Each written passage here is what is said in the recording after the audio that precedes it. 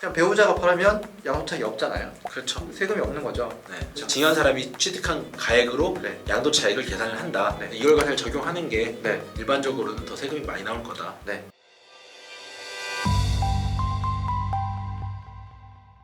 안녕하세요. 세금폭탄 처리반 장민 세무사입니다. 네, 안녕하세요. 이용훈 세무사입니다. 오늘은 양도소득세 2월 과세라는 게 있잖아요. 있죠. 네, 이제 그 부분을 이제 저희가 네. 증여 상담을 하다 보면 네.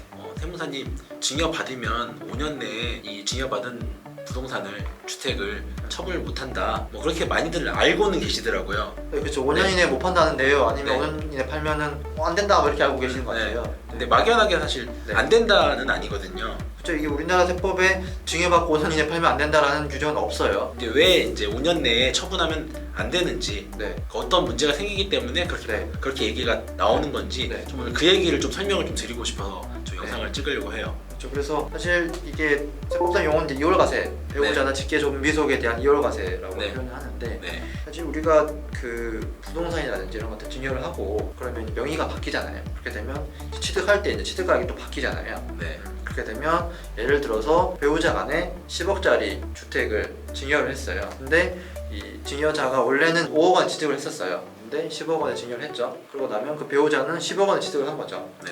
근데 10억 원에 팔았어요. 그러면 그 당초 사람이 팔면 5억 원의 양도차익이 있었을 텐데 그냥 배우자가 팔면 양도차익이 없잖아요. 그렇죠. 세금이 없는 거죠. 네, 그리고 이런 경우가 비일비재할 수 있고 그렇다 보니까 뭐 이런 경우를 좀 방지하고자 만들어진 그렇죠. 거잖아요. 그러니까 배우자 사이에 네. 증여는 6억까지 공제가 되니까 그렇죠. 그 양도 차익의 일부를 이제 증여를 통해서 시작을 6억 시키고. 공제를 받기 때문에 네. 양도 차익을 줄여서 네. 양도세를 이제 절세하는 목적으로 네. 양도소득세 이제 증여를 하는 걸 막기 위해서 이런 그렇죠. 규정들이 생긴 거죠. 진짜 사실 이게 조세 회피를 방지하려고 이런 네. 규정이 생겼다고 보시면 되실 것 같아요. 네, 그 기준이 되는 게 5년이 되는 거죠. 네. 그래서 증여 받고 나서 네. 증여 받은 사람 수증자죠. 네. 수증자가 그 증여받은 재산을 5년 내에 처분하는 경우에 네. 양도세 계산할 때 네. 수증자가 받은 증여재산가액이 취득가액이 아니고 당초 증여한 사람, 그렇죠. 증여한 사람이 취득한 가액으로 네. 양도차익을 계산을 한다. 네. 라고 되는 게 이제 양도소득세 2월 과세가 되는 거죠. 그렇죠. 그래서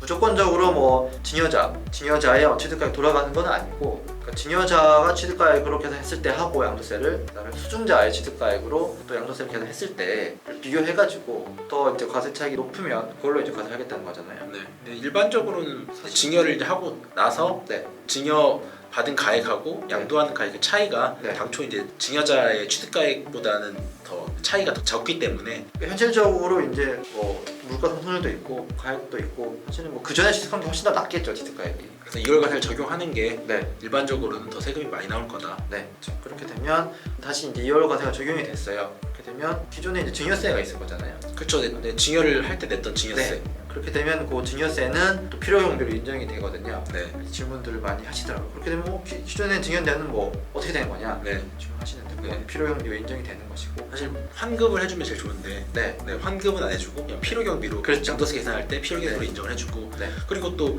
증여를 할 때는 네. 뭐 증여세만 발생하는 게 아니고 취득세도 발생을 하잖아요. 그렇죠. 네. 그럼 그 취득세는 어떻게 할 거냐? 그것도 네. 뭐 환급이나 필요경비로 인정을 해줄 거냐? 네. 근데 안타깝게도 둘 다 안 됩니다. 둘 다. 네, 취득세는 그냥 없어요. 그냥 네. 내면 끝이는 그냥 날리는 돈이에요, 그냥. 네. 그 돈은. 그러니까 결론적으로 이 세금의 부담 때문에라도 5년 안에 양도를 하시면 증여 이후에 좀 페널티가 있을 수밖에 없는 구조죠. 네, 그러니까 양도세가 더 많이 나올 수 있기 때문에 네. 5년 내 양도를 하면 안 된다라는 결론이 나오는 거죠. 그렇죠. 세금을 굳이 좀 더 부담하더라도 증여 후에 양도하겠다면 상관없는데 네. 현실적으로 그러실 분들은 많지 않으니까. 네.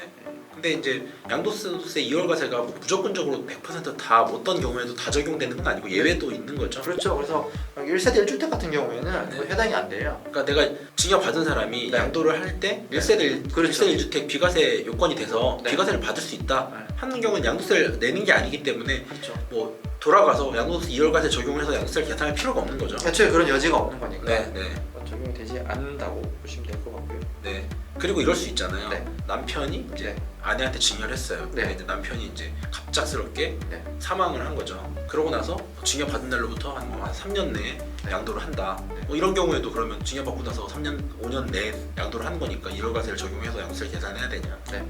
사망으로 인해서 이제 혼관계가 없어지면은 그건 해당이 안 되죠. 신태법상. 그쵸. 다행히도 이제 그거는 그것까지 네. 사실 2월 과세 적용하면 네. 너무하잖아요. 너무한 부분이 있죠, 사실. 네. 근데 만일에 이제 동일한 논리로 네. 증여하고 5년 이내에 이혼을 하는 거예요. 이혼하고 그리고 나서 이제 배우자가 양도를 하게 되면 이 경우에도 똑같이 적용 안 되는 건 아니잖아요. 그쵸. 이거는 안 받겠다. 네. 왜냐면 이제 이혼을 통해서 네. 양도소득세 2월과세 적용을 회피할 수가 있잖아요. 그렇죠. 이혼은 사실은 도장 합의 찍으면 할 수 있으니까 네.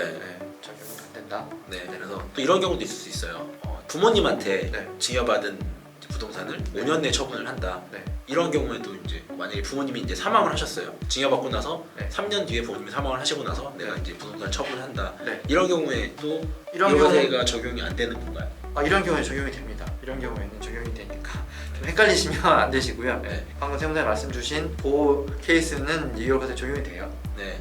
이월과세가 적용되지 않는 예외 규정은 네. 배우자가 네. 사망으로 인해서 혼인관계가 소멸된 경우에만 이월과세 적용을 안 하고 그 외에는 다 네, 된다. 네, 뭐 이혼을 한다든지 아니면 부모님이 사망을 한 경우에 네. 이런 경우에도 똑같이 이월과세가 적용이 된다. 뭐 그렇게 하시면 될 것 같아요. 마지막으로 네. 혹시 이런 경우도 있잖아요. 우리가 이제 부담부 증여할 때도 네. 사실은 채무 부분은 양도세가 과세되잖아요. 네. 그런 경우에도 2월과세가 적용이 되는지. 근데 채무 부분은 양도세를 내기 때문에 네. 양도세 과세된 부분, 네. 채무 부분에 있어서는 이월과세가 적용이 안 되고요. 나머지 이제 순수 증여 부분만 네. 이월과세가 적용이 돼요. 그렇죠? 그건 당연한 논리죠.